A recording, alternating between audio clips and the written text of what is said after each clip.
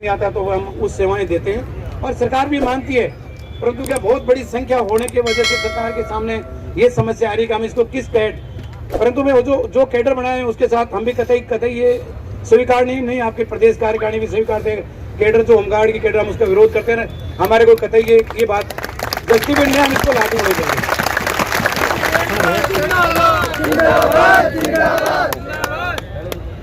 हमारी एकता जिंदाबाद, जिंदाबाद, जिंदाबाद। हमारी एकता जिंदाबाद, जिंदाबाद, जिंदाबाद। हमारी एकता जिंदाबाद, जिंदाबाद, जिंदाबाद। हम सब एक हैं, हम सब एक हैं। मेरे कहने का मतलब है, आप निश्चित रूप से हमारे बीच में शहनाज जी, हमारे जो झुंझुनू के जिला सेक्रेटरी हैं वो भी आए। आओ शहनाज। अलवर के हमारे साथी जो हमारे जुझारू साथी हैं,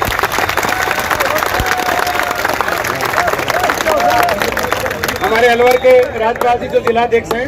पहले इसमें बुरा मानने की चीज है, आपके प्रदेश कार्यकारिणी या जिला कार्यकारिणी के द्वारा हमें विधिवत रूप से खाली कल हनुमानगढ़ में लेटर मिला, पर हमारे सभी जिला शाखा के जिलाध्यक्ष आपकी मांगों के लिए गंभीर है। वो लगातार आज इसके सामने आपसे अलवर के लोग, हमारे जिलाध्यक्ष भी बैठे हैं, झुंझुनू के जिला महासंघ की बैठी हैं, चूरू से हमारी सुनीता जी जो महिला मंत्री हैं। तो कोई बात नहीं, देर आए सवेर आए, हम निश्चित रूप से आपकी भावनाओं की कदर करते हुए हमारे इस बीच में जो हमारे अलवर के जिला अध्यक्ष भाई राजपाल जी यादव, झुंझुनू के जिला महामंत्री भाई शहनाज जी और इनके साथ आए हुए सभी लोगों को मैं कोविड सहयोग के इस शहीद स्मारक के धरने पे हार्दिक स्वागत करता हूं और आपकी भावनाओं को कदर करते हुए मैं इनको ये निर्देशित करता हूं कि कल जो हमारी मुख्यालय समिति की बैठक है उसमें जो भी प्रोग्राम दिया जाए उसमें आप अलवर में ये हुबहू आपके समर्थन में लागू करेंगे।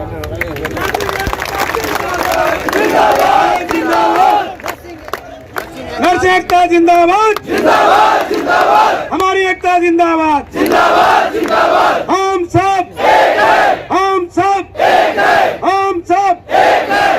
दोस्तों, तो मेरा कहने का मतलब है, आप कहीं देखो लड़ाई ऐसे नहीं सोचेंगे एक दो दिन की बात है, सरकारों के सामने लड़ाई से लड़ते हैं, चाहे बीजेपी की सरकार हो और बीजेपी के कुछ लोग यहाँ आए भी होंगे।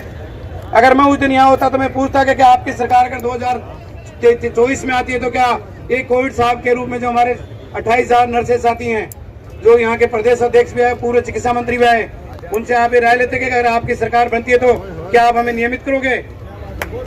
पर वो बोल ही नहीं पाते, वो बोल नहीं पाते, क्योंकि उनको तो खाली भाषण देना कि क्या पता इसमें मेरे चूरू के वोटर होंगे, आमेर के होंगे, फतेहपुर के होंगे, अलवर के होंगे, झुंझुनू के होंगे। वो आए, उनका मान सम्मान है, पर आपकी प्रदेश कार्यकारिणी से उनसे एक सवाल करना चाहिए था।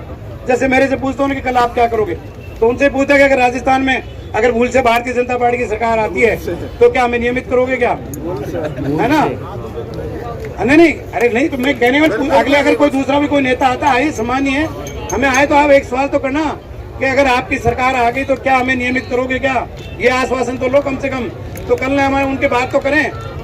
मैं आए इन सरकारों की बात कहता हूँ, चाहे बीजेपी की सरकार हो चाहे कांग्रेस की सरकार हो, जब इनके वेतन भत्ते बढ़ते हैं तो आंख मीच लेते हैं, कबूतर की तरह के 10,000 के 20,000 कर दो, मंत्री कहते हैं 50 के 70 कर दो, परंतु राजस्थान का आम कर्मचारी जब तक सड़कों पर नहीं लड़े और अपनी मांगों को लेकर लाठीचार्ज नहीं करे, भूख हड़ताल नहीं करे, धरना प्रदर्शन नहीं करे, तब तक भी गूंगी और बहरी सरकारें कभी भी हमारी, चाहे सेवारत नर्सेज हो, चाहे वो ग्राम सेवक हो, चाहे पटवारी हो, चाहे वो शिक्षक हो, चाहे चिकित्सक हो, मतलब राजस्थान के अंदर तय कर 47 कैडर इस विभाग में काम करते हैं।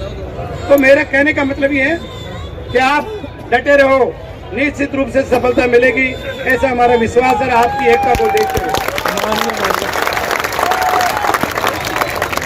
और एक मैं आपको पुनः निवेदन करना चाहता हूं, आपके प्रदेश कार्यकारिणी बीच में बैठे वाले जो सभी साथी लोग हैं, कि आप ऐसे कोई लूज कमेंट्स किसी के लिए भी नहीं करें जिससे हमें लेना है, जिससे हमें लेना है। कल एक वीडियो में देख रहा था, हनुमानगढ़ में कोई लोग बोल रहे थे, प्रदेश अध्यक्ष आर्य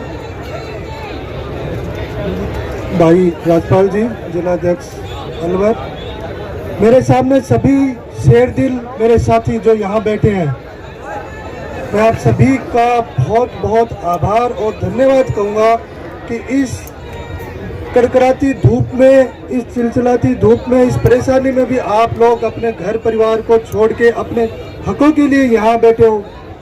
आप सभी बहुत ही शेर दिल हो। दोस्तों, जंगल में बहुत से जानवर होते हैं, लेकिन राज किसी किसी का होता है। और जो राज करने वाले, जो अपने हक के लिए लड़ने वाले हैं, वो सब मेरे सामने बैठे हैं। दोस्तों, ये जो आपकी भर्ती कैडर, ये टेक्निकल मामला है। इसके लिए आपका संगठन और हमारे जो संगठन है सब मिलके इस बारे में चर्चा करेंगे। सीएम साहब से मिलेंगे, एचएम साहब से मिलेंगे, आप सबकी मांग को खूब जोर से रखेंगे।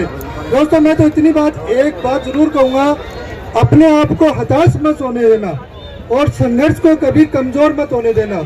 देखिए, एक प्रसंग मुझे याद आता है। अभिमन्यु जब महाभारत में चक्रव्यूह तोड़ने जा रहे थे, आप सबने भी सुना होगा, महाभारत में जब अभिमन्यु चक्रव्यूह तोड़ने जा रहे थे तो जैसे जैसे बुजुर्ग बड़े बैठे थे, उन सब के उन्होंने पांव छुए और सबने विजयी भाव कहा। श्री कृष्ण जो उनके मामा जी लगते थे, उन्होंने उसको यशस्वी भाव कहा। तो द्रौपदी जो उनकी माता जी थी,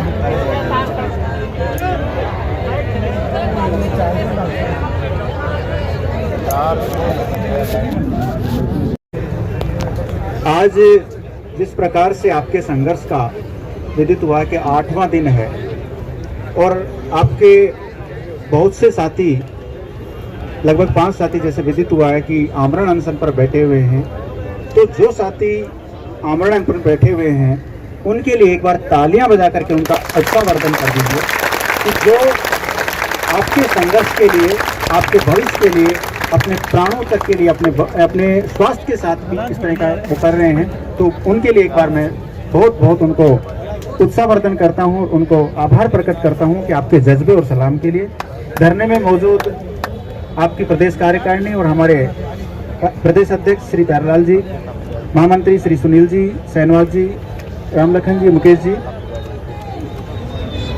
आप लोगों ने जिस तरह से कोविड काल के दौरान जो सराहनीय कार्य किया है और लगातार 8 दिन से आप जिस तरह से अपने भविष्य के लिए, अपने हक के लिए, अपने अधिकारों के लिए, अपने परिवार के लिए आज इस तपती हुई धूप में राजधानी के अंदर लगातार धरना दे रहे हैं और जिस संख्या के साथ धरना दे रहे हैं, उन सभी क्रांतिकारी साथियों को मैं कहना चाहूंगा, एक बार वो जो भी क्रांतिकारी साथी एक बार हाथ खड़ा करें प्लीज, क्योंकि ये लड़ाई लड़ने वाले अगुवा हैं। हाथ खड़ा करके पीछे पीठ की तरफ ले जाइए प्लीज और अपनी पीठ थपा लीजिए कि आप उस संघर्ष के लिए खड़े हुए हैं। वो साथी हैं जो 28,000 लोगों का, कई लोग कहते हैं कि 28,000 लोगों का नेतृत्व कर रहे हैं। आप 28,000 नहीं, आप लगभग 1.5 से 2 लाख लोगों का नेतृत्व कर रहे हैं, क्योंकि वो परिवार आपके साथ जुड़े हुए हैं, उनकी लड़ाई आप लड़ने के लिए आप बैठे हुए हैं। राज्य सरकार ये जो कोविड हेल्थ असिस्टेंट हैं, जैसे राज्य सरकार ने बजट घोषणा में भी किया कि वॉलंटियर फोर्स का गठन कर दिया जाएगा। भाई क्यों गठन कर दिया जाएगा? होमगार्ड की तर्ज पर क्यों गठन कर दिया जाएगा? जब आप एक प्रशिक्षित को या स्नातक को बेरोजगार भत्ते के रूप में घर बैठे हुए 4,500 रुपए दे रहे हैं और ये हमारी जो कोविड हेल्थ असिस्टेंट हैं, जो ट्रेंड हैं, नर्सिंग किए हुए हैं, डिप्लोमा और डिग्रीधारी हैं, 7,900 रुपए के अल्प मानदेय पे काम कर रहे हैं और स्वास्थ्य की एक रीढ़ की हड्डी के रूप में काम किया है। इन्होंने अपने काम के द्वारा आप लोगों को रिफ्लेक्ट किया है कि हमारा क्या योगदान है, हमारी क्या रेस्पॉन्सिबिलिटी है। तो इनको एक्सटेंशन देने में क्या दिक्कत आ रही है? तो मैं नहीं समझता कि इनको कोई दिक्कत आ रही है। बस बात है तो केवल मंशा की बात है कि ये 28,000 लोगों को हम किस तरह से नियमित कर सकते हैं, इनको किस तरह से हम कैडर में शामिल करते हुए, क्योंकि अभी तक लोग कहते हैं कि टास्क फोर्स का गठन कर देंगे। मैं तो ये मानता हूँ कि जिस दिन आपने नर्सिंग पूरी कर ली थी या जिस दिन आपने डिग्री या डिप्लोमा पूरा कर दिया था, उसी दिन नर्स बन गए थे। पद मायने नहीं रखता, कौन नर्स देती है, कौन नर्स फर्स्ट है, कौन नहीं। आपकी योग्यता मायने रखती है। आपकी योग्यता नर्सिंग है तो आप नर्सिंग के अधिकारों के लिए, नर्सिंग प्रोफेशन के लिए आप आएंगे। तो जो भी संविदा कैडर में शामिल करे और नैतिकीकरण के आपके रास्ते को ले, मैं आज राज्य सरकार से इसी रूप में मांग करता हूं।